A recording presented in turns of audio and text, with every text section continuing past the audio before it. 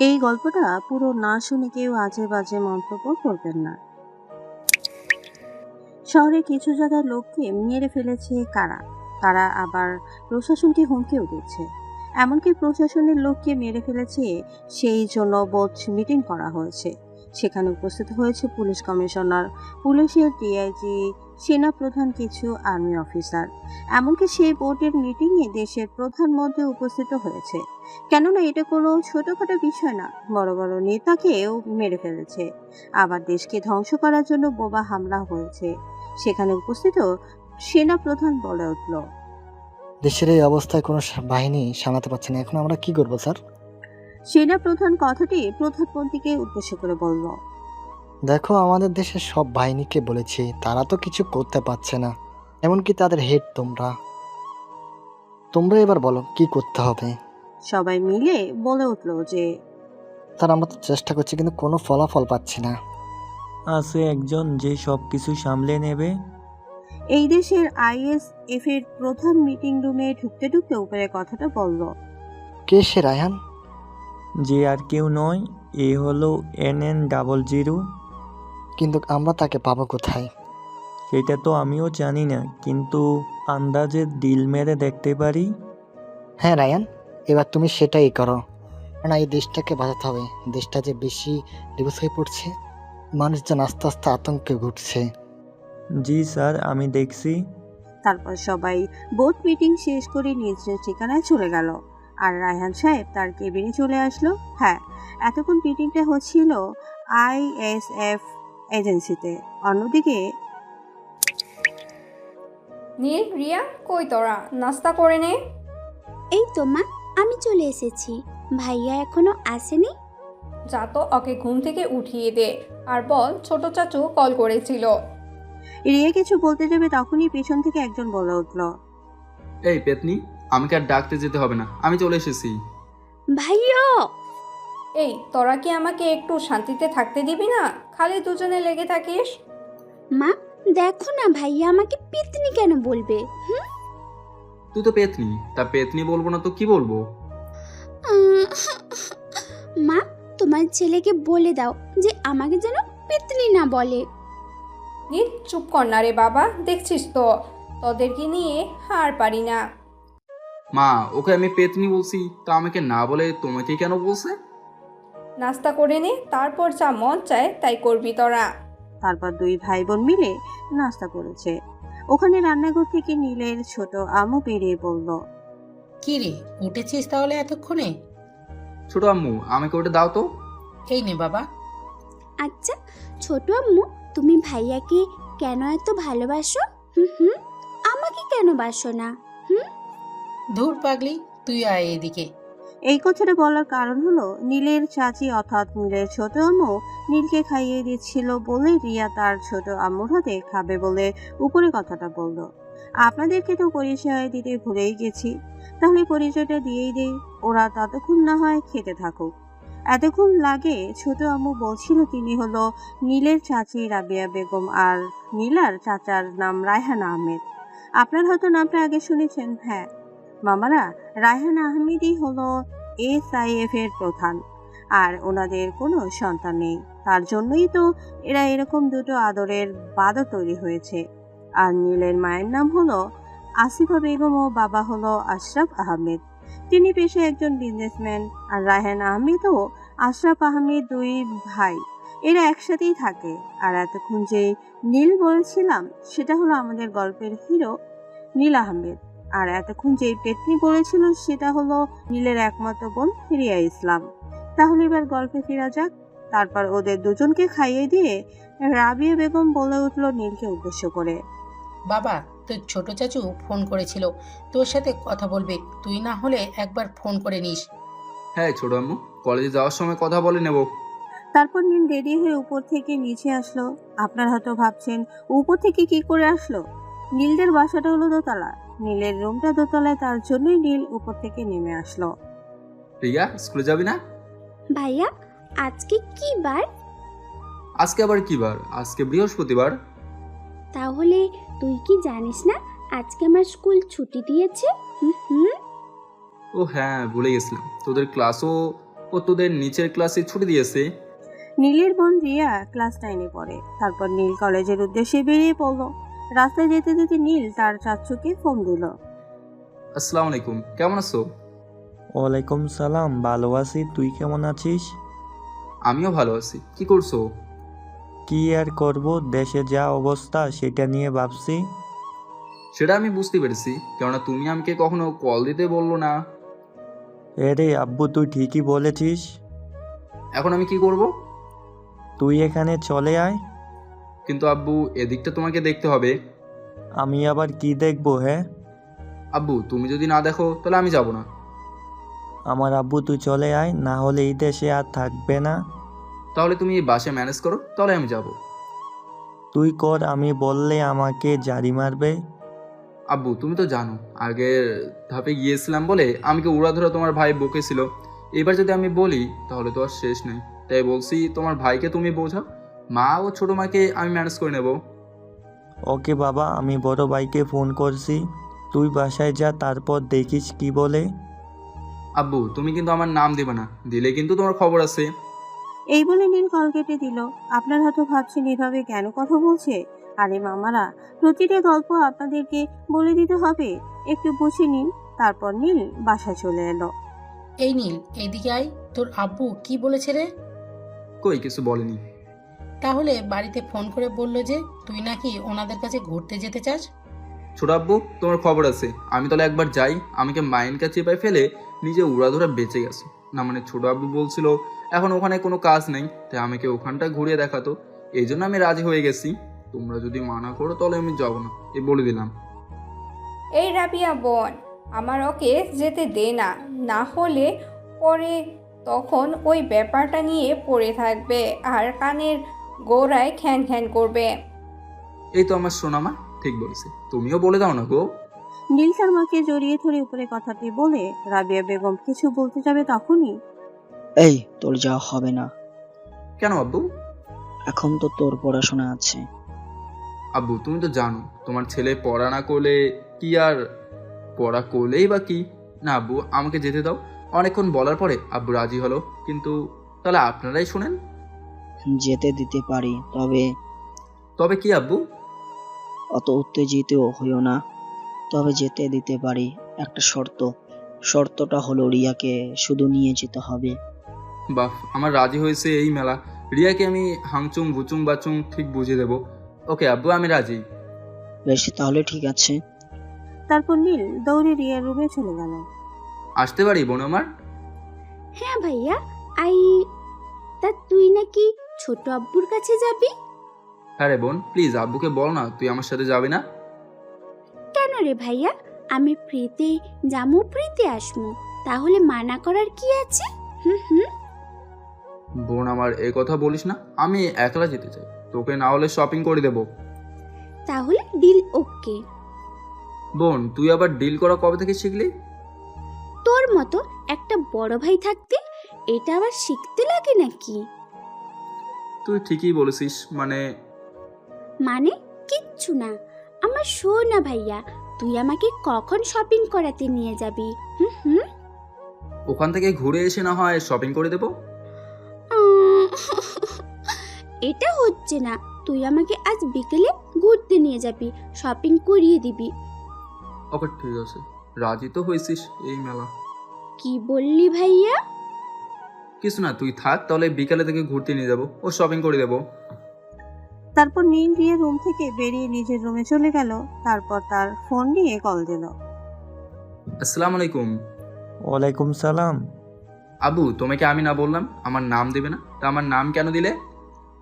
আব্বুরে যদি আমি বলতাম আমার নাম করবে তাহলে আমার খবর ছিল, তাই আর কি। তাই বলে এমন ভাবে যেন আব্বু আমাকে রিয়াকে সাথে করে নিজে বলেছে। গায়া কামছে। কি হলো আব্বু, এমন কথা বইলো কেন? এখন কি করবি? तुम्हारा पास तुम्हारा लड़का है ना, टेंशन कोई लेने के लिए। টেনশন করব না তো কি করব?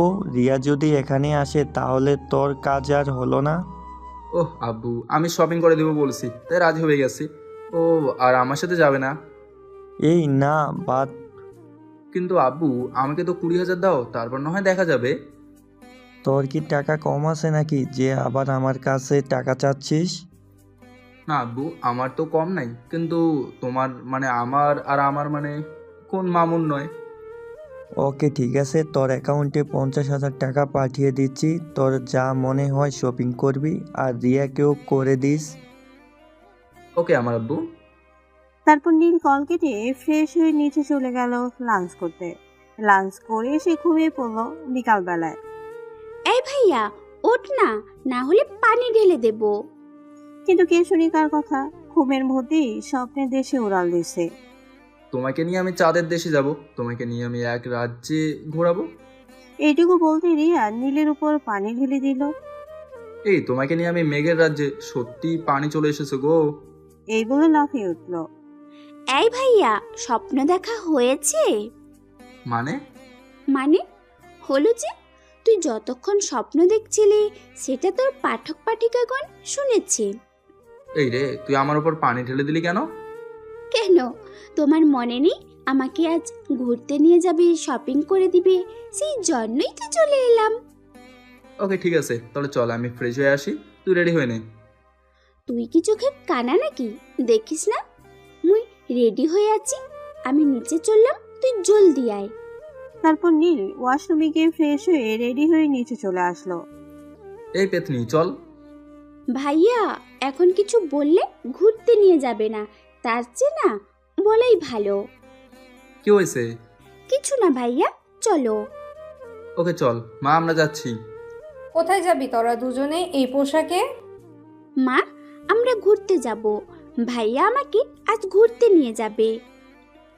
ওকে, ভালোভাবে যেও। তারপর নীল ও রিয়া একটা রিক্সা নিয়ে একটা পার্কে চলে গেল। পার্কে ঘুরে বেড়াচ্ছিল, তখন একজন বলে উঠল। এই এত সুন্দর একটা হ্যান্ডসাম ছেলে থাকতে ওর মতো একটা হাবা গোবার সাথে আছে কেন? এসো না একটু আদর করি। এই কথা শুনে রিয়া ঠাস করে ওই ছেলেটার গাড়ে চড় মেরে দিল। এদিকে ছেলেটা রেগে গিয়ে রিয়ার হাত ধরে ফেললো। তখনই এই হালারপুত, তুই আর কোনো মেয়ে পেলি না? সব বাদ দে, আমার বোনের উপর নজর পড়লো। এই বলে নীল ওই ছেলেটার মুখে এক খুশি মারল, আর সঙ্গে সঙ্গে ছেলেটি রিয়ার হাত ছেড়ে দিয়ে নাকে হাত দিয়ে বসে পড়ল। নাক থেকে টপ টপ করে রক্ত পড়ছে। এই তোরা দেখছিস কি, শালাকে মার। দুপুরে কথাটি ছেলেটা তার বন্ধুদের উদ্দেশ্য করে বলল। যখনই ছেলেটার বন্ধুগুলো মারতে আসবে তখনই নীল আয় তোরা, এ বলে এই একজনের ঘরে দিলাম এক লাথি, আরেকজনের পেটে এক ঘষি, এভাবে চারজনকে উড়া ধরে মেরে দিলাম। নীলের এরকম মার দেখে সবাই নীলে যে যার মতো দৌড়ে চলে গেল। ভাইয়া, তুই এরকম মারপিট কোথায় শিখলি রে? হুম হুম। কেন রে, এরকম মারপিট শেখা লাগে নাকি? না ভাইয়া, তুই যেভাবে মারছিলি না, সেভাবে তো একজন আর্মির ট্রেনিং নেওয়া কোনো অফিসার এরকম ভাবে মারে। তোর পাগলি, এরকম ভাবে মারলেই কি সবাই আর্মি অফিসার হয়? তাহলে তো আমিও হয়ে যেতাম। ঠিক বলেছিস ভাইয়া, চল এখানে আর থাকবো না, শপিং করতে যাব। হ্যাঁ চল। তারপর আমি আর রিয়া বের হয়ে একটা রিক্সা নিয়ে চলে এলাম শপিং মলে। রিয়া কতগুলো দোকান ঘুরে কাপড় পছন্দ হলো না, তার জন্য নীল অন্য একটা দোকানে নিয়ে গেল। সেখানে রিয়া বেশ কয়েকটা কাপড় কিনলো আর বলল। ভাইয়া, আমার হয়ে গেছে। আঙ্কেল আব্বুকে বলে দেবেন। দোকানে ম্যানেজারকে উদ্দেশ্য করে বলল নীল উপরে কথাটা। ভাইয়া, মানে কি?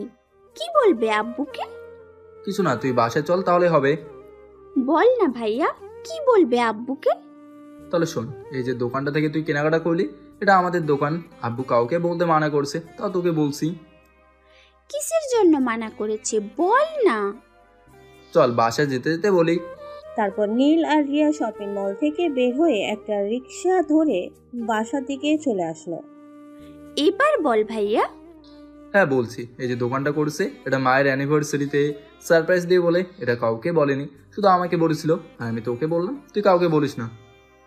ওকে ভাইয়া, এই জন্যই বলি তুই কেন বিয়ে দিলি না। তাহলে বুঝতে পেরেছিস? কথা বলতে বলতে দুজন মিলে বাসায় চলে আসলো। কিরে আম্মু, কি শপিং করলি? এই দেখো ছোট আম্মু। বলে রিয়া তার মা ও ছোট আম্মুকে শপিং গুলো দেখাতে লাগলো, আর এদিকে নীলও তার রুমে চলে গেল। পরের দিন সকালে খাবার টেবিলে খাবার খাচ্ছে সবাই। তোর ট্রেন কখন? নীলের বাবা নীলকে উদ্দেশ্য করে বলল উপরে কথাটা। 10টা একটা ট্রেন আছে। ব্যাগপত্র গুছিয়েছিস? হ্যাঁ আব্বু, গুছিয়েছি। খাবার খাওয়া দাওয়ার পর নীল রুম থেকে রেডি হয়ে নিচে আসলো। ভাইয়া, এই নে তোর ব্যাগ। রে, বল তোর জন্য কি আনবো? ভাইয়া, তোর আমার জন্য কিছু আনতে হবে না, শুধু আমার একটা মিষ্টি ভাবি আনতে হবে। রিয়ার এরকম কথা শুনে সবাই হেসে দিল। তখন রাবিয়া বেগম বলল, হ্যাঁ রে বাবা, রিয়া কিন্তু ঠিকই বলেছে, আমাদের জন্য একটা মিষ্টি বৌমা নিয়ে আসতে হবে। তোর ছোট আম্মু, তুমিও রিয়ার মতো শুরু করলে? অনেক হয়েছে, এবার চলো, টাইম হয়ে যাচ্ছে তো। হ্যাঁ আব্বু, চলো। তারপর আশরাফ আহমেদ নীলকে স্টেশনে নিয়ে যায় আর ট্রেনে উঠে দিয়ে বাসায় চলে আসে। প্রায় 11 ঘন্টা পর চলে আসলাম ঢাকায়। আপনারা তো ভাবছেন নীল আবার 11 ঘন্টা পর কোথা থেকে ঢাকায় চলে আসলো। আরে আপনাদের বলতেই ভুলে গেছি, নীলের বাসা চট্টগ্রাম, তাই ট্রেনে করে চলে আসলো ঢাকায় 11 ঘন্টা পর। আমি ট্রেন থেকে নামতেই ছোট আব্বু আমার কাছে চলে এলো, আমাকে বলতে লাগলো, কেমন আছিস আব্বু? ট্রেনে কোনো প্রবলেম হয়নি তো? ট্রেনে কিছু খেয়েছিস তো? আরে আব্বু, এতগুলো প্রশ্ন একসাথে করলে আমি কোনটার উত্তর দেবো? আগে বাসে চলো, তারপর বলছি। তারপর নীল ও তার ছোট আব্বুর গাড়ি করে বাসায় চলে আসলো। আজকে ফ্রেশ হয়ে নে, তারপর না হয় আমার প্রশ্নের উত্তর দিবি। ওকে আব্বু। ধাত্তরি, আপনাদেরকে খালি বলতেই ভুলে যাই, এখানে নীলের ছোট আব্বু অর্থাৎ রায়হান সাহেবের এখানে একটা বাসা আছে। এখানে নীলের আগেও অনেকবার এসেছে, সেজন্য নীলকে কিছু বলতে হয় না। তারপর নীল ফ্রেশ হয়ে এসে খাবার টেবিলে বসলো। আব্বু আমাকে খেতে দাও, তারপর বলছি।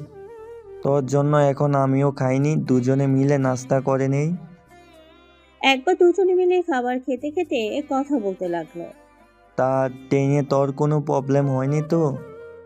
না আব্বু। আচ্ছা আব্বু, আমি এখানে কিসের জন্য এলাম? সেটা তো পরে বলবো, আগে আজকের দিনটা রেস্ট নে, তারপর বলছি। अब जो करेगा वही मेरा फैसला है। তারপর নীল রুমে গিয়ে শুয়ে পড়লো আর ফোন নিয়ে বাসায় ফোন করলো। রে পেতনি, কি করছিস? ভাইয়া, তুই বাসায় আয়, তারপর তোকে দেখছি আমি। আমি এখন বসে আছি ছোট আম্মুর কাছে, মা কি করে রে? আমার জন্য চাউমিন বানাচ্ছে। বাহ, মাকে দে। মা খানিক পর আসবে, তুই ছোট আম্মুর সাথে কথা বল। আসসালামু আলাইকুম। ওয়ালাইকুম আসসালাম, কেমন আছিস বাবা? আলহামদুলিল্লাহ, ভালো আছি। কি করছো? এই তো টিভি দেখছি। আব্বু কি করছে? তোর আব্বু তোর শফিক আঙ্কেলের সাথে কথা বলছে। ও এই নে তোর আম্মুর সাথে কথা বল। হ্যাঁ দাও। কি রে বাবা, ভালোভাবে পৌঁছে গিয়েছিস তো? হ্যাঁ মা। এভাবে কিছুক্ষণ কথা বলে ফোন রেখে দিল নীল। কিছুক্ষণ পর নিচে থেকে নীল, নিচে এসো, ডিনার করে নেবে। তারপর নীল নিচে চলে আসলো। আব্বু এখন কি ডিনারের টাইম হয়েছে?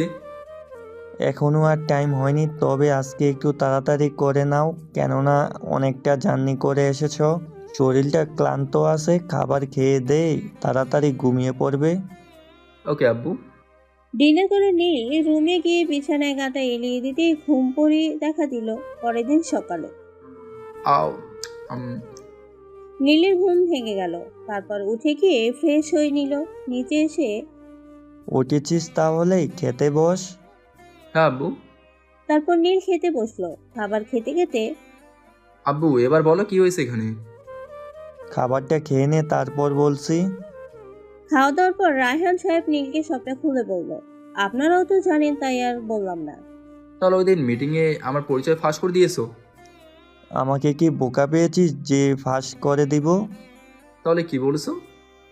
NN00। তাহলে এবার তুই বল কি করবি? আচ্ছা আব্বু, তোমাদের গুপ্তচরগুলো কি কিছু ইনফরমেশন দিয়েছে? হ্যাঁ, বলেছিল এগুলো নাকি ওই দেশ থেকে করছে, কিন্তু কে বা কারা করছে বা কোথা থেকে কে জানে না। দেখো আব্বু, সব কিছু হলো শিক্ষাকেন্দ্র। তার জন্য তুমি আমাকে একটা কলেজ ও ভার্সিটি দুটো যেখানে আছে সেখানে অ্যাডমিশন করে দাও। আর আমার পরিচয় বা গুপ্ত পরিচয় দুটোই যেন কেউ না জানে, যতদিন না আমি বলবো, এমনকি ওই কলেজের প্রিন্সিপালও না। ওকে, তুই তাহলে আজ থেকে সব শুরু কর, কেননা আমার মনে হয়েছিল এরকম, তাই আগে থেকে সব ব্যবস্থা করে রেখেছি। ওকে, আমি কাল থেকে কলেজে যাব। তারপর নীল রুমে গিয়ে কাকে যেন ফোন করলো। ওই ভার্সিটির উপর নজর রাখবি, আর এখানকার এমপি, মেয়র ও প্রতিটা ভার্সিটির সভাপতির ওপর। ওকে স্যার, তাহলে আমি রাখছি, আপনার কথা মতো কাজ করব। হ্যাঁ, রেখে দে, আর কাজগুলো ঠিকঠাকভাবে করিস, কোনো ভুল ইনফরমেশন যেন আমার কাছে না আসে, এই বলে দিলাম। স্যার, আমি কি কখনো আপনাকে ভুল ইনফরমেশন দিয়েছি? না, দিসনি, তবে এই কেসটা একটু জটিল আছে। ওকে স্যার, আল্লাহ হাফেজ। আল্লাহ হাফেজ। এই বলে কলটা কেটে দিল। পরের দিন ঢাকা বিশ্ববিদ্যালয়, ভার্সিটি ও কলেজে দুটি একসাথে।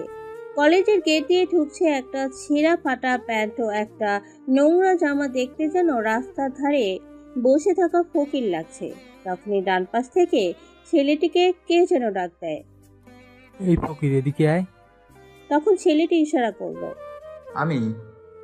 হ্যাঁ, তুই ছাড়া ফকির আর কাউকে দেখছিস নাকি? এই বলে ফাহিম ও তার বন্ধুরা হো হো করে হাসতে লাগলো। আসসালামু আলাইকুম ভাই। বললেন ভাই? তোর নাম কি? জি ভাইয়া, আমার নাম নীল আহমেদ। হ্যাঁ মামারা, সেই ফকির ছেলেটা আর কেউ না, আদর গল্পের হিরো নীলা আহমেদ। যেহেতু তুই আমাদের প্রথমে সালাম দিয়েছিস, তাই তোকে কোনো শাস্তি দেব না, কিন্তু প্রথম দিন বলে একটু শাস্তি তো পেতে হবেই। একেই কি শাস্তি দেওয়া যায় মাহিম? দেখ দোস্ত, শাস্তি এখন দিবি না বলছিস, তাহলে বেশি কিছু না, এ মাঠে 20 বার উঠবস করতে হবে, এটা না হয় ওর শাস্তি হোক। দেখ, আমার বন্ধু যেটা বলেছে ওইটাই কর। কিন্তু কেন ভাই? এই কথা শুনে ফাহিম নীলের গালে একটা চড় মেরে দিল, বলতে লাগলো। কে ফকিরনি, তোর এত বড় সাহস যে আমার উপর কথা বলিস? তোকে যেটা করতে বলছি সেটাই কর। ভাই আমাকে প্লিজ ছেড়ে দিন। আজ তোর প্রথম দিন, তাই বলে তোকে শুধু এরকম শাস্তি দিয়ে ছেড়ে দিচ্ছি না, হয়তো আরো কঠিন শাস্তি হবে। জলদি 20 বার কান ধরে উঠবস কর। তারপর আর কি, জোর যার মুল্লুক তার। নীল কান ধরে উঠবস করতে লাগলো। 20 বার করার পরে উঠলো। ভাই এবার আমি আসতে পারি? ক্লাসের টাইম হয়ে গেছে। ওকে যা, আর সালাম দিতে যেন ভুলিস না, তাহলে খবর খারাপ হয়ে যাবে তোর। ওকে ভাই, আসসালামু আলাইকুম। তারপর নীল প্রিন্সিপালের রুমের দিকে চলে গেল। May I come in sir? You are coming. জি স্যার, আমি নীল আহমেদ। তুমি কে যে তোমার জন্য আমার বন্ধু রায়হান তোমাকে পড়ার জন্য সুপারিশ করলো? জি স্যার, আমি একজন ছেলে, উনি একদিন রাস্তা দিয়ে যাচ্ছিল, তখন ওনার সাথে দেখা হয়, তারপর জিজ্ঞেস করলে আমি সবটা বলি, তারপর উনি আমাকে এখানে অ্যাডমিশন করে দেবে বলে আজ আসতে বলে। ওকে, তুমি কি তোমার ক্লাসরুম চিনো? না স্যার। তারপর প্রিন্সিপাল পিএমকে ডেকে নীলকে ক্লাসরুম দেখিয়ে দিতে বলল। ক্লাসরুমে নীল ঢুকতেই দেখলো যে ক্লাসে কেউ কেউ ড্রাফট নিচ্ছে ও অন্যজনকে দিচ্ছে, আর নীলকে ঢুকতে দেখে সবাই খ্যাট খ্যাট বলে জোরে জোরে হাসতে লাগলো। কি রে নিহা, আমাদের ক্লাসে কি আজ থেকে এর মতো খ্যাত ছেলেও পড়বে? নীলকে দেখে ওই ক্লাসের একটা মেয়ে উপরের কথাটি বলে উঠল, তার বান্ধবী নিহাকে উদ্দেশ্য করে। কোথা থেকে আসে কে জানে এরকম খ্যাত, হয়তো দেখেছে তাই চলে এসেছে। কি রে খ্যাত, তুই আবার কোথা থেকে উঠলি? এভাবে অনেকজন বিভিন্ন ধরনের কথা বলতে লাগলো, কিন্তু নীল কোনো পরোয়া না করে দেখলো যে সবগুলো বেঞ্চ ভর্তি, পেছনের বেঞ্চটা খালি আছে, তাই গিয়ে পেছনের বেঞ্চটাতেই বসলো।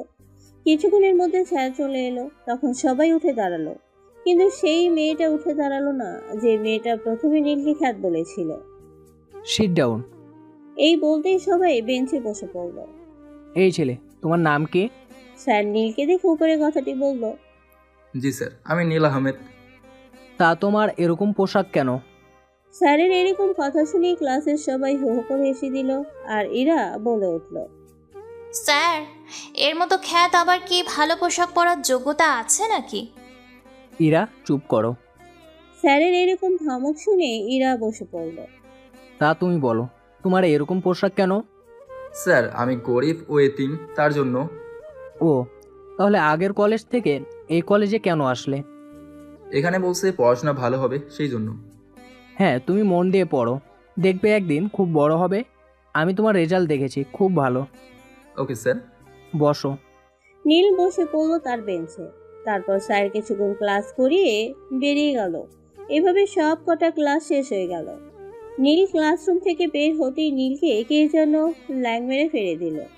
নীলকে মাটিতে পড়ে থাকতে ইরাও তার বান্ধবীরা হো করে হাসতে লাগলো। আরে দেখ দেখ, আমাদের মিস্টার খ্যাত পড়ে গেছে। ওরে ওকে কেউ ওঠা রে। তারপর নীল সেখান থেকে উঠে চলে গেল আর কলেজের চারিপাশটা ঘুরে ঘুরে দেখতে লাগলো। তারপর বাসা চলে গেল।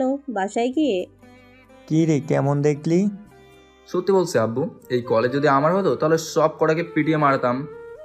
কেন রে, কি হয়েছে? কেন রে মানে? ওই হালার পুত্রা আমাকে র্যাগিং করে। দেখ, তুই যে পোশাকে গিয়েছিস সেই পোশাকে তোকে ওই সবই করলেই এটাই স্বাভাবিক। তুমিও? এসব বাদ দে, কিছু ইনফরমেশন পেলি?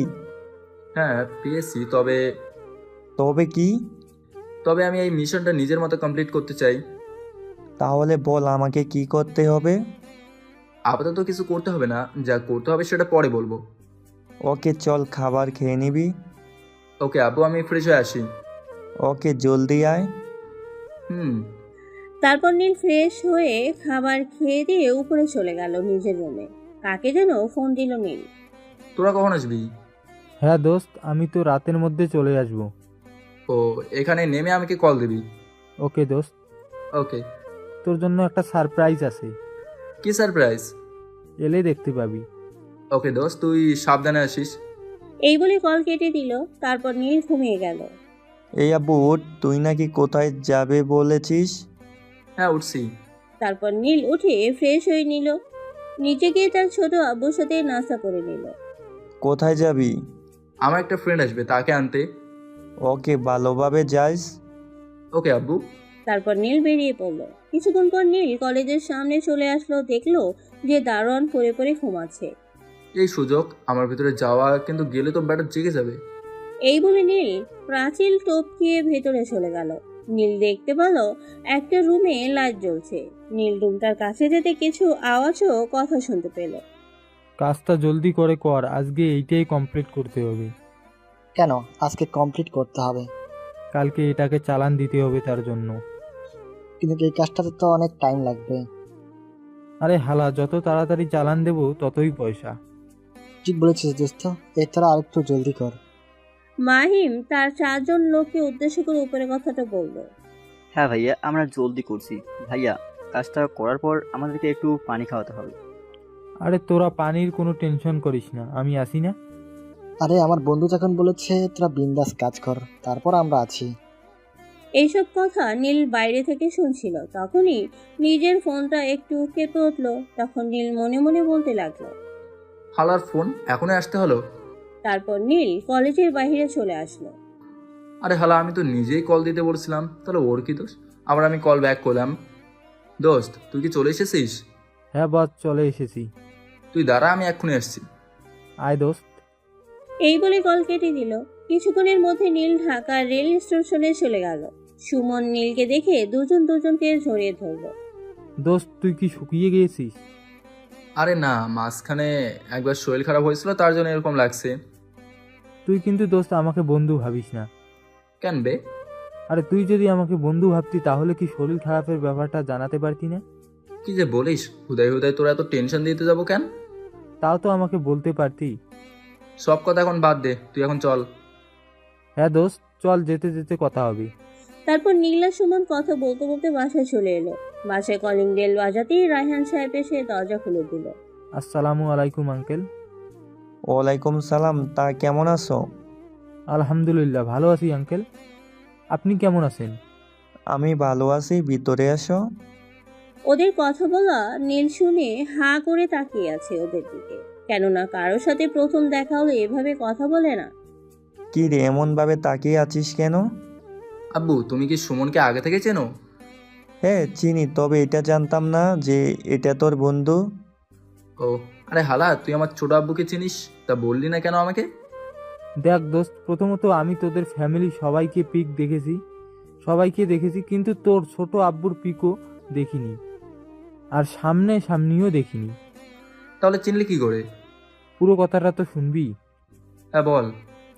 তোকে একবার বলেছিলাম না যে আমি একটা জেনারেলের কথাই মিশন গিয়েছি, এই সেই জেনারেল। কিন্তু আমি এটা জানতাম না যে এই জেনারেল আঙ্কেল তোর ছোট আব্বু। ও, এবার বুঝতে পেরেছি। তোরা কি বাইরে দাঁড়িয়ে থাকবে নাকি ভিতরে আসবি না? হ্যাঁ আব্বু, যাচ্ছি, চলো। ওকে নিয়ে তো রুমে যা আর ফিরে এসো না, আমি খাবার বাড়ছি। হ্যাঁ আব্বু। আরে মামারা, আপনাদেরকে একটা কথা বলতেই ভুলে গিয়েছিলাম। তাই বলেছি রায়হান সাহেব নিজে রান্না করে, কারণ উনি বাইরে কারো হাতে রান্না খেতে পারে না। কিছুক্ষণ পর নীল ও সুমন নিচে আসলো। তোরা চলে এসেছিস, তাহলে বসে পড়। হ্যাঁ আব্বু। তারপর তিনজন মিলে খাবার খেতে বসে পড়লো। খাবার খেতে খেতে সুমন, তুমি নিজের বাড়ি মনে করে খাও, কেননা তুমি নীলের বন্ধু, মানে আমার ছেলের মতো, তাই কোনো লজ্জা করবে না। Okay uncle. আঙ্কেল, আমি শুনেছি আপনি নাকি নিজে রান্না করেন একা থাকলে। হ্যাঁ, আসলে বাইরে কারুর হাতে রান্না খেতে পারো না তো, তার জন্য। আঙ্কেল, রান্নাটা কিন্তু সেই হয়েছে। ধন্যবাদ বাবা। কি যে বলেন আঙ্কেল, ধন্যবাদ তো আপনাকে আমার দেওয়া উচিত। যে ধন্যবাদ দেয়ার সেই তো দিল না। আমার বই গেছে তোমাকে ধন্যবাদ দেওয়ার। কেন রে, একবার ধন্যবাদ দিলে বা কি হয়? আমার বই গেছে তোমাকে ধন্যবাদ দেওয়ার। এভাবে কিছু কথা বলে রায়হান সাহেব নিজের রুমে চলে গেল ও নীল আর সুমন দুজন মিলে নীলের রুমে চলে গেল। সুমন, কালকে তোর একটা কাজ আছে। কি কাজ? তোকে কয়েকজনের ছবি দেবো, ওদের যত তথ্য আছে সব আমাকে দিবি। কিন্তু এগুলো তো তুই তোর ল্যাপটপ থেকে বের করতে পারিস। কিছু কিছু জিনিস ল্যাপটপে দেওয়া হয় না। ওকে দোস্ত। তারপর দুজন কিছুক্ষণ কথা বলে ঘুমিয়ে পড়ল। পরের দিন সকালে নাস্তা করে নীল কলেজে চলে গেল আর সুমন চলে গেল নীলের দেওয়া কাজের উদ্দেশ্যে। নীল কলেজে ঢুকেই চারিপাশ দেখে নিল, দেখলো যে ফাহিম ও তার বন্ধুরা একটা গাছের তলায় বসে আছে। তারপর নীল তাদের কাছে গেল। আসসালামু আলাইকুম ভাই। ওয়ালাইকুম আসসালাম। তাহলে তোর মনে সালাম দিতে হবে? আমি ভাইয়া, মনে আছে? তাহলে ঠিক আছে, যা। নীল চলে যেতে নিলে ফাহিম আবার বলে উঠল, হুম আমি তোকে চলে যেতে বলিনি, আমি বলেছি যে আমাদের জন্য বেনসন সিগারেট নিয়ে আয়। জি ভাইয়া। কিন্তু নীল যাচ্ছে না। ফিরে যা। দোস্ত, ওর কাছে হয়তো টাকা নেই, ওকে টাকা দে। আল্লাহর পুত, আমার যা আছে তোর বাবারও নেই, মনে মনে বললাম আমি। আমার কাছে টাকা চাস? এই বলে ফাহিম নীলের গালে এক চড় মেরে দিল। তোর টাকা দিয়ে তুই আমাকে বেনসন সিগারেট খাওয়াবি, না হলে তোর খবর আছে। জি ভাই, যাচ্ছি। না গেলেও র্যাগিং করবে, তার চেয়ে যাওয়াই ভালো, মিশনটা তাড়াতাড়ি কমপ্লিট করা হবে। তারপর নীল ওখান থেকে চলে যায় সিগারেট আর এদিকে। এইরা দেখ তো, ওই ছেলেটা কালকের ওই খ্যাত ছেলেটা নয়? হ্যাঁ রে দোস্ত, ওই কালকের খ্যাতটা। আজকে মনে হয় ফাহিমরা ওকে র্যাগিং করেছে। ওর মতো খ্যাতকে কে আবার র্যাগিং করবে না? হ্যাঁ দোস্ত। ইরাও নিয়ে এইভাবে কিছুক্ষণ কথা বলে ক্লাসে চলে যায় আর এদিকে। এই নিন ভাইয়া আপনাদের সিগারেট। এবার তাহলে যা। নীল যেতে নেবে তখনই এক থাপড় মেরে বলে, এটা তোর প্রাপ্য ছিল, প্রথমে কেন টাকা চেয়েছিলি সেই জন্য। সরি ভাই, আর হবে না, এবার আমি আসতে পারি? মাহিম, তুই আবার মারতে গেলি কেন? বেচারা এমনিতেই মার খায়। ওকে, তুই যা। তারপর নীল ক্লাসের দিকে চলে গেল, দেখলো যে ক্লাসে স্যার এসে গেল। স্যার, আসতে পারি? ওকে, এসো। তারপর নীল ক্লাসের দিকে চলে গেল, দেখলো যে স্যার ক্লাসে এসে গেছে। আপনারা তো ভাবছেন স্যার কেন কিছু বললো না, তাহলে বলি। ফাহিমরা যখন নীলকে র্যাগিং করছিল তখন স্যার দেখেছিল কিন্তু কিছু বলতে পারেনি, কেননা ফাহিম হলো এখানকার মেয়রের ছেলে আর এখানকার মেয়র কোনো ভালো লোক না, সেও মাফিয়ার সাথে জড়িত, সেটা সবাই জানে। তার জন্যই তো কেউ কিছু বলতে পারে না। এবার গল্প ফেরা যাক। তারপর নীল আগের দিনের মতো আজকেও লাস্ট বেঞ্চে গিয়ে বসলো। এভাবে সবকটা ক্লাস করে নীল বেরিয়ে পড়লো ক্লাসরুম থেকে। ক্লাসরুম থেকে বের হতেই নীলের ধাক্কা লেগে যায় একজনের সাথে। নীল তাড়াহুড়া করে উঠে বলে, সরি। তোর সরি তোর কাছে রেখে দে। নীলের সাথে একটা মেয়ের ধাক্কা লেগেছিল, সেই মেয়েটা কেউ নয়, ইরা ছিল। ইরা উপরের কথাটা বলেই নিজের গালে ঠাস ঠাস করে দুটো চড় মেরে দিল। আমি আপনাকে দেখতে পাইনি, তার জন্য সরি। তোর সরি তোর কাছে রেখে দে। তোর মতো খ্যাতদেরকে আমি ভালোভাবে চিনি, তোরা কি রকম। এই বলে এরা আবার একটা চড় মেরে দিল নীলের গালে। দেখেন আপু, আপনি আমাকে শুধু শুধু মারছেন, আমার কোনো দোষ নেই, আর আপনি আমাকে কেনই বা মারছেন? তোর এত বড় সাহস যে আমার মুখের উপর কথা বলিস? তুই জানিস আমি কে? আমি কি করে জানবো আপনি কে? তাহলে শুনে নে, আমি এই শহরের এমপির একমাত্র মেয়ে, ইরা ইসলাম। দেখেন আপু, আমার কোনো দোষ ছিল না, কে যেন পা দিয়ে ল্যাং মেরেছিল তাই পড়ে গেছি। কুত্তার বাচ্চা, তোদের মতো ছোট লোকদেরকে আমি খুব ভালো করেই চিনি। এই কথা শুনে নীল ইরার গালে ঠাস ঠাস করে দুটো চড় মেরে দিল। এত বড় সাহস, আমার গালে চড় মারিস? তুই আমাকে যা বলার বলিস, আমার মা বাবাকে নিয়ে একটা কথা বললে মেরে ফেলবো। এই বলে নীল সেখান থেকে চলে গেল কলেজের পেছনের দিকে। ওখানে কিছুক্ষণ ঘোরাঘুরি করে বাসায় চলে এলো। চলে এসেছিস তুই, কিন্তু সুমন যে তোর সাথে গেল, ও কই? ও এখন আসেনি। কেন, ও তোর সাথে যায়নি? প্রথমে একসাথে বাসা থেকে বের হয়, ও গিয়েছে একটা কাজে আর আমি গেছি কলেজে। ও হয়তো কিছুক্ষণ পর চলে আসবে। ও ঠিক আছে, তুই কি এখন খাবার খাবি, না ও এলে একসাথে খাবি? না আব্বু, সুমন আসুক তারপর একসাথে খাবার খাবো। এই বলে নীল উপরে চলে যায় নিচে রুমে। আমি ফ্রেশ হয়ে এসে সুমনকে কল দিলাম, কে দোস্ত কখন আসবি? এই তো বাসার সামনে চলে এসেছি। ওকে আয়। এই বলে কল কেটে দিয়ে নিচে চলে গেল নীল। কিছুক্ষণ পর কলিং বেল বেজে উঠল। এখন আবার কে এলো? আব্বু, তুমি কি ভুলে গেছো যে আমাদের সাথে আর একজন থাকে? হ্যাঁ দেখ, ও এসেছে মনে হয়। তারপর নীল উঠে গিয়ে দরজা খুলল। তুই গিয়ে ফ্রেশ হয়ে আয় জলদি। হ্যাঁ দোস্ত, যাচ্ছি।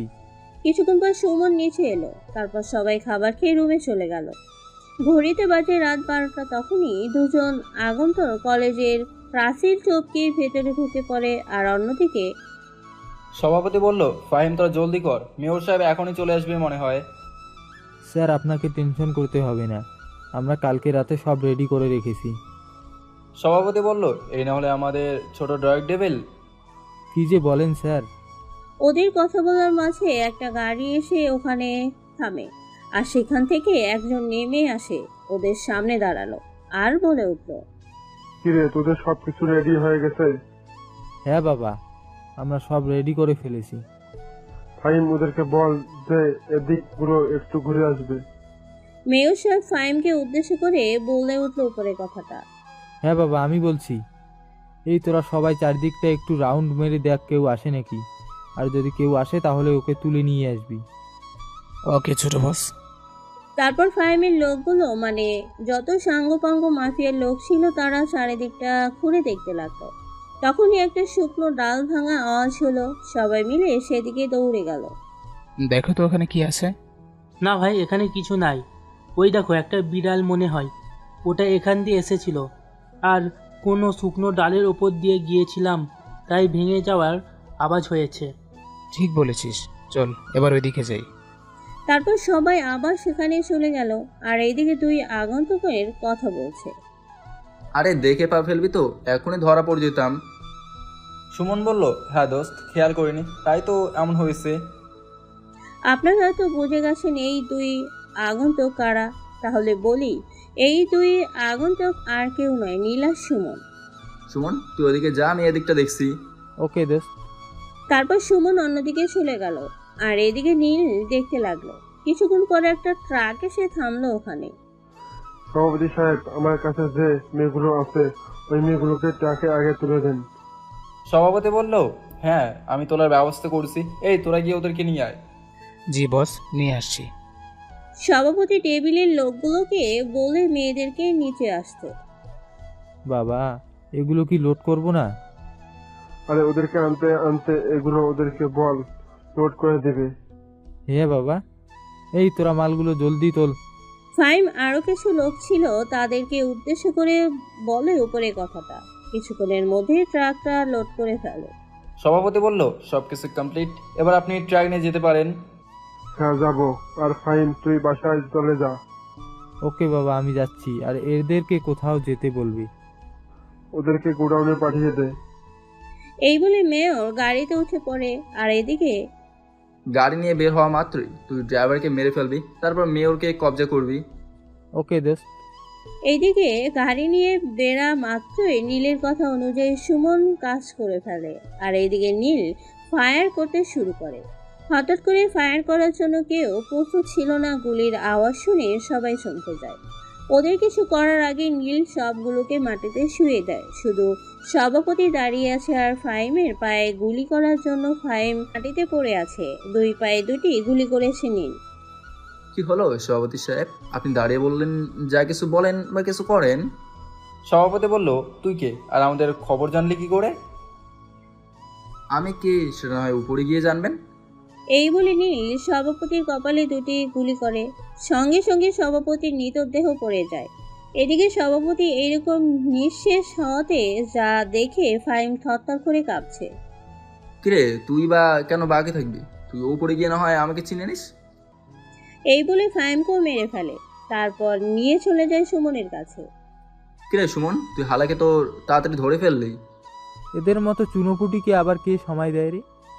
তাহলে এই ট্রাক নিয়ে চল তোর ঠিক করা জায়গায়। নীল সুমনকে গতকাল লাগবে একটা নির্জন শুনশান জায়গায় একটা বাড়ি ঠিক করতে বলে, সেখানে নিয়ে যেতে বলে নীল। কিন্তু দোস্ত, এদেরকে কি করব? ওদেরকে যা ডোজ দিয়েছে মনে হয় না ভোরের আগে কারণ জ্ঞান ফিরবে। তুই আগে ওখানে চল, ওদের জ্ঞান ফিরলে ওদের বাসে পৌঁছে দেওয়া যাবে। কিছুক্ষণের মধ্যেই সেই বাড়ির মধ্যে চলে আসে নীল আর সুমন মেয়েরকে নিয়ে একটা চেয়ারের মধ্যে বেঁধে ফেলে। তারপর নীল বলতে শুরু করে, কিরে ডার্ক ডেভিল, কি হলো? সবকিছু শেষ? তুই আমার নাম জেনে গেছিস, তারপরও আমাকে এখানে আনার সাহস হলো কি করে? শিয়া, আমাকে আবার তোর নাম শুনে ছেড়ে দিতে হবে? কি যে হাসার কথা বলিস তুই। এই বলে নীল হা হা করে আবার হাসতে লাগে। নীলের এরকম হাসি দেখে মেয়ের কিছুটা ভয় পেয়ে যায়। মেয়ের নিজেকে সামনে দিয়ে বলে, জানি না তুই কে, তবে এটুকু বলবো, আমার সাথে পাঙ্গা নিয়ে তুই খুব খারাপ কাজ করে ফেলেছিস। তুই মৃত্যুর দিন গুনতে থাক। ও তাই নাকি? তাহলে একবার বলে ফেল এইসব কাজে কে কে জড়িয়ে আছে আর তোদের বসকে। হা হা হা, তুই কি ভেবেছিস আমি কি সব তোকে বলে দেব? আমাকে দেখে তোর কি মনে হয় আমি পাগল? আব্বে, তুই যদি পাগল হতি তাহলে তো ভালোই হতো। তুই যখন পাগল নস তাহলে বল এইসবের বসকে বলে দে, না হলে খুব খারাপ হয়ে যাবে তোর সাথে। তুই আমার একটা বালও ছেড়তে পারবি না। তবে দেখ আমি কি করতে পারি। এই বলে নীল টেবিলের উপরে একটা বক্স খুলে ফেলে। সেখান থেকে বেরিয়ে আসে কিছু ভিন্ন রকমের চাকু, কাঁচি, ক্লিপ, হাতুড়ি, চেনি প্লাস কিছু পেরেক ও চাপস, আরও নাম না জানা কিছু বস্ত্র। এসব দেখে মেয়র ঘাপে যায়। তারপর নীল প্লাসটা নিয়ে মেয়রের আঙ্গুলের নখগুলোকে উপড়ে ফেলে। আর এদিকে মেয়র গগন কাঁপানো চিৎকার করছে, কিন্তু কেউ শুনতে পাচ্ছে না। আরে মামারা, আমি তো পুরো কথাটা না শুনিয়ে কি সব ভাবছেন। আরে ওকে মারার আগে মুখে কাপড় গুঁজে দিয়েছে। কিরে, বলবি না এখনো? মেয়র নাসূচক মাথা নাড়ায়। নীল আবার কাঁচি নিয়ে মেয়রের হাতের ও পায়ের আঙুলগুলোকে কেটে ফেলে। কিরে, বলবি? কিন্তু কি, মেয়র তো নাসূচক মাথা নাড়ায় আবার। এবার নীল চাপড় দিয়ে মেয়রের দুই হাত কাঁধ থেকে কেটে ফেলে ও দুই পা গোড়ালি পর্যন্ত কেটে ফেলে। কিরে, এবার বলবি? কিন্তু এবার ভুল হয় না। মেয়র হ্যাঁ সূচক মাথা নাড়ায়। মেয়র হ্যাঁ বলছি। সুমন মেয়রের মুখ থেকে কাপড়টা সরিয়ে ফেলে। কিরে বল। জি বলছি। আরো আগে যদি বলে দিতি তাহলে তো। আরে তোকে দেখে আমারই কষ্ট হচ্ছে। কি করব বল, তুই ঘাড় তারামি করলি, সেই জন্য আমাকে কত কষ্ট করতে হলো। কষ্ট পেলে ভুল হবে, মজাই পেয়েছি। এবার বল তোর বসকে। হ্যাঁ বলছি। মেয়র কোনো রকমে উপরে কথাটা বলে, কেননা মুখ দিয়ে রক্ত ঝরছে, উলালা পড়ছে। কি করবে, এত যন্ত্রণা সহ্য করতে পারছে না মেয়র। জি, আমার বস হলো এখানকার এক বিজনেসম্যান, আর ওর নাম জিহাদ আলী। ও আর আমি, ও আমার সাথে ছিল এখানকার কলেজের সভাপতি। ও আমার ছেলে ফাইল, আর কেউ নেই এর সাথে জড়িত। মেয়র কোনো রকম উপরে কথাটা বলে অজ্ঞান হয়ে যায়। কি বে, শালা এর মধ্যেই জ্ঞান শূন্য হয়ে গেল। তা হবে না, তুই যা করছিস তাতে আমাকে ভয় লাগছে। তো সে কি করবে বল? তুই নাকি ভয় খাচ্ছিস, ওসব বাদ দে, জলদি যা পানি নিয়ে এসে এর জ্ঞান ফেরা। হ্যাঁ দোস্ত, যাচ্ছি। এই বলে সুমন চলে যায় পানি আনতে, আর এইদিকে নীল তাকে যেন কল করে। তোমরা এই লোকেশনে চলে এসো, আর ছোট আব্বু যেন না জানতে পারে। ওকে স্যার, আমরা এক্ষুনি যাচ্ছি। এই বলে সুমন চলে যায় পানি আনতে, আর এদিকে নীল কাকে যেন কল করে। এই বলে নীল ফোন কেটে দেয়, আর এইদিকে সুমন পানি নিয়ে এসে মেয়রকে আবার জ্ঞান ফিরে আনে। তাহলে আপনার জ্ঞান ফিরেছে। তো এবার বল, জিহাদ ওপর কে আছে? আমি আর কিছুই জানি না, যা জানা ছিল সব তোমাদের বলে দিয়েছি। ও হই, এসব হচ্ছে না, বল কে আছে? আমি আর কিছু জানি না। বারবার এক কথা শুনতে আর ভালো লাগে না। এই বলে দিলাম, মিওরের পায়ে কপ চাপড়ে করে দিলাম। বল কে আছে? সত্যি বলছি, আমি জানি না, আমি আর কিছুই জানি না। ও ঠিক আছে, তাহলে গুড বাই। এই বলে নীল গুলি করতে যাবে তখনই মেয়র বলে ওঠে, তুই তো আমাকে মেরেই ফেলবি, তার আগে তোর নামটা তো বল, না হয় শুনেই মরবো। আমার নাম শুনলে তো তুই শান্তিতে মরতেও পারবি না রে। কে তুই যে নাম শুনলেও ভয় পাবো? তাহলে শুনে নে, তোর নাম যেমন ডার্ক ডেভিল, তার মানে তোরাও আমাকে এরকম একটা নামেই চিনিস। কি বলতো? জানি না, বল তুই কে? আমি হলাম NN00। সত্যি তো এই নাম শুনে মেয়র সঙ্গে সঙ্গে মারা গেল। তখনই ভিতরে কয়েকজনকে আসতে দেখলো সুমন। দোস্ত, কে যেন এইখানে আসছে, আর ওরা এখানে কার অ্যাড্রেস বা কি করে পেল? ওরা আমারই লোক, তুই টেনশন করিস না। নীল স্যার, আমরা চলে এসেছি সবাই, আর আপনার ছোট আব্বু কিছু জানে না। এবার বলেন আমাদেরকে কি করতে হবে? হ্যাঁ বলছি, এদেরকে এখানে কলেজের সামনেই ঝুলিয়ে রেখে আসবি সব কটাকে। আর দেখবি অনেক কয়েকজন পড়ে আছে, ওদেরকেও ঝুলে রেখে দিবি। আর দুজনে এদিক থেকে যাবে ওই মেয়েগুলোকে তাদের নিজ নিজ বাসায় পৌঁছে দেওয়ার জন্য। ওকে স্যার, আপনি যেমন বলছেন তেমনটাই হবে। আরে ভাই, আমাকে আপনি বলতে হবে না, তুমি আমার থেকে বড়, আবার তুমি একজন আর্মি সোলজার, সেহেতু কোনো ভেদাভেদ নাই, দুজনের দেশের জন্যই কাজ করি, এটাই আসল পরিচয়। তুমি কাজগুলোকে সামলে নিতে পারবে তো? হ্যাঁ পারবো। সত্যি বলতে তোমার মতো মানুষ খুব কমই দেখেছি ভাই। এই বলে ওই আর্মি সোলজারটি নীলকে জড়িয়ে ধরল। ওকে ভাই, এবার তুমি কাজগুলো সামনে নিও, আমরা গেলাম। ওকে। তারপর নীলের বলা লোকগুলো তাদের কাজ করতে চলে গেল। আর এইদিকে সুমন আর নীল চলে এলো বাসার দিকে। বাসা যাবার পথে, দোস্ত, ওরা কারা? সত্যিই তুই জানিস না? না দোস্ত। তোকে নিয়ে আমার মাঝে মধ্যেই সন্দেহ হয়, তুই কি সত্যি সিক্রেট কমান্ডো? কেন বে, আমি আবার কি করলাম? কি করিসনি তুই বল। কি করেছি সেটা তো বলবি। কেন, তুই যেখানে থাকছিস এই দুদিন ধরে, সেখানে এই লোকগুলোকে কি দেখতে পাসনি? সুমন কিছুক্ষণ ভেবে বলল, হ্যাঁ দোস্ত, দেখেছি তো। তার মানে এরা কি ওই বাসার গার্ডগুলো? হ্যাঁ বে। সরি দোস্ত, খেয়াল করিনি, তার জন্য ক্ষমা প্রাপ্তি। তোর হালা, আমি এটা ভেবে পাই না তুই হালা সিক্রেট কমান্ডো হলে কি করে। দোস্ত, তুই কেন বারবার আমার এই চাকরি নিয়ে খোঁচা দেস বলতো? ও তুই বুঝবি না, যখন ভালো লাগে না তখন তোকে একটু খোঁচাতে মনে হয়, বুঝলেই। কথা বলতে বলতে দুজনে বাসায় চলে এলো। তারপর লুকিয়ে যেভাবে বের হয়ে গেছিল সেভাবেই আবার বাসায় চলে গেল। কেননা যদি রায়হান সাহেব দেখে ফেলে তাহলে হাজারটা প্রশ্ন ছুঁড়ে মারবে ওদেরকে, তার জন্য এই নিরাপত্তা।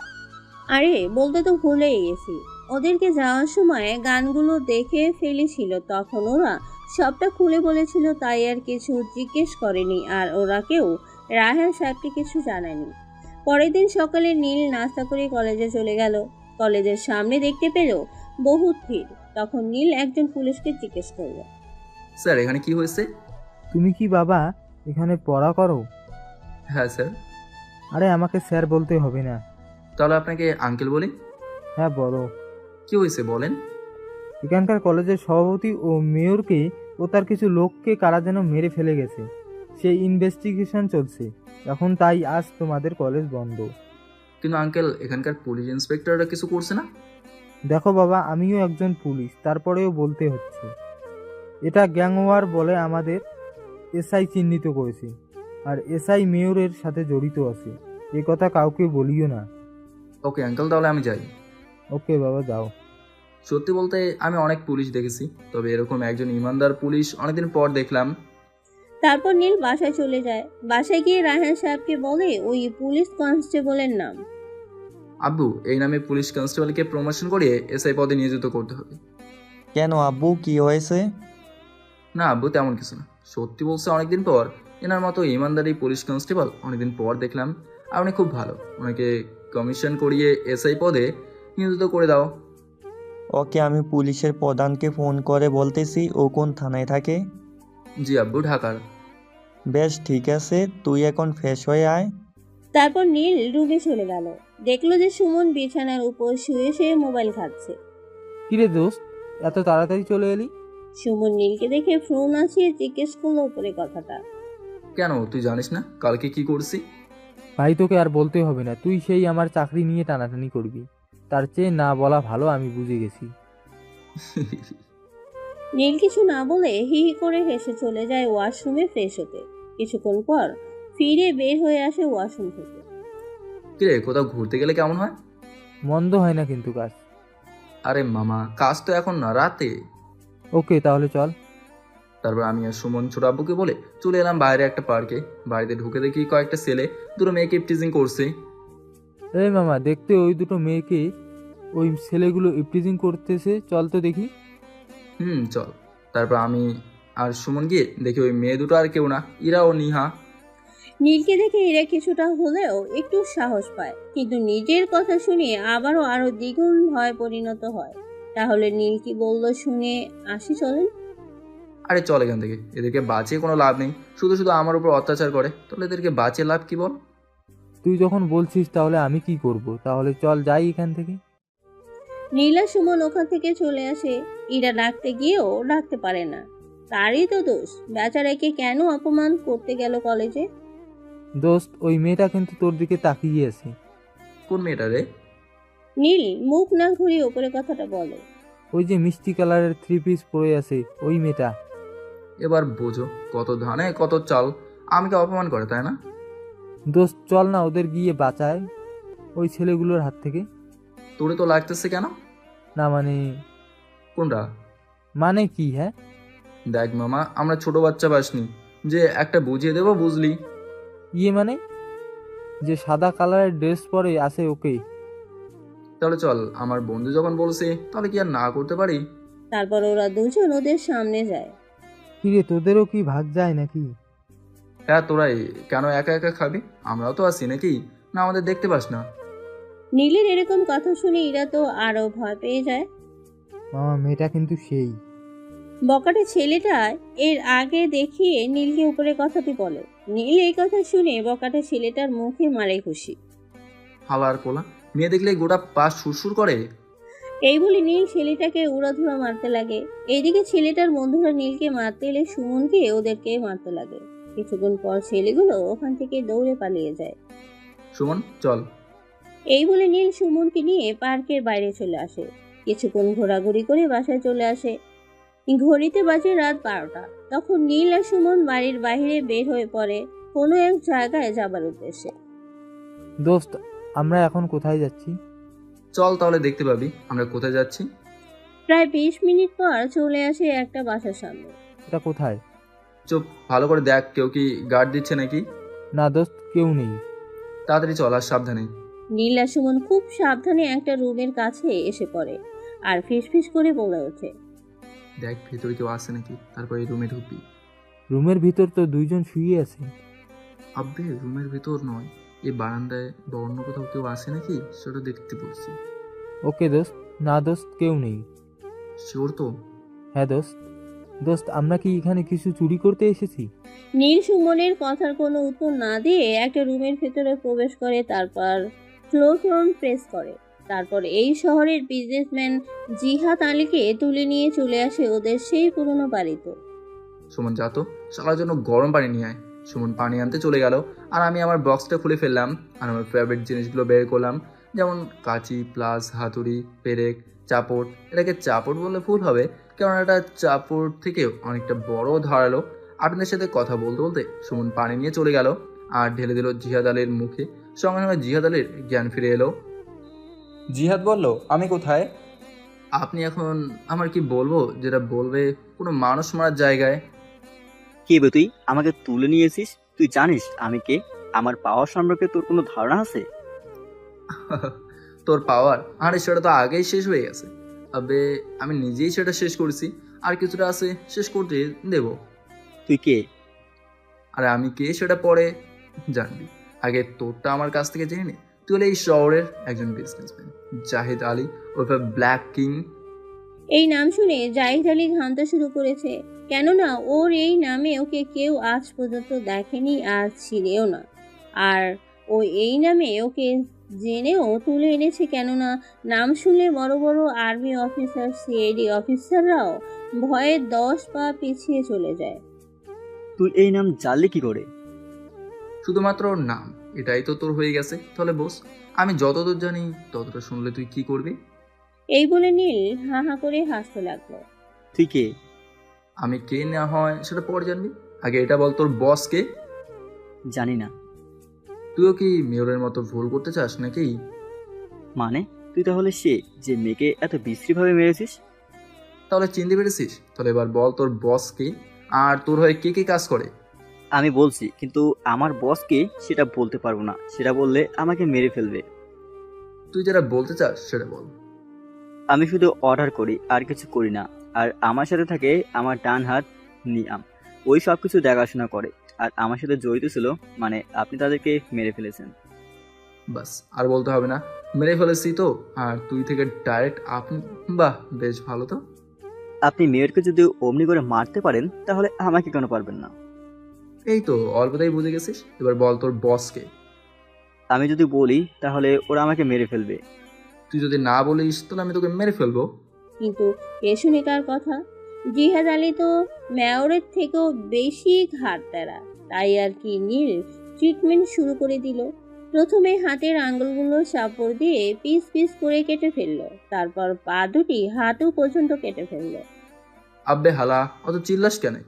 বলবো না যখন, তাহলে এই যন্ত্রণা তো সহ্য করতেই হবে। আজ কিন্তু মেয়রের মতো জাহিদ আলীর মুখেও কোনো কাপড় দেয়নি, কেননা নীল পুরো জায়গাটা ভালোভাবে দেখছে।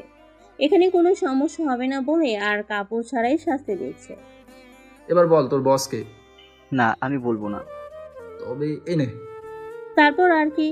এই বলে নীল জাহিদ আলীর দুটি হাত ছুটিয়ে কেটে ফেললো, তারপর দুটি পা কোমর পর্যন্ত কেটে ফেললো, শুধু চেয়ারের সাথে বাঁধা আছে বডিটুকু বাদ দিয়ে।